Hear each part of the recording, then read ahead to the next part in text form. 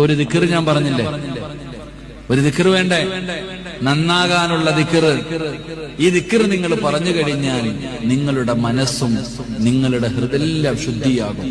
അള്ളാഹു പ്രകാശിപ്പിച്ചു തരും, ഈമാൻ നിറച്ചു തരും. അള്ളാഹു ഭാഗ്യം തരുമാറാകട്ടെ. ഏതാ ദിക്ർ? ഏതാ ദിക്ർ? അല്ലാഹു ഹാലിരി, അല്ലാഹു നാലിരി, അല്ലാഹു ഷാഹിദി, അല്ലാഹു മഈൻ എന്ന് പറഞ്ഞേ.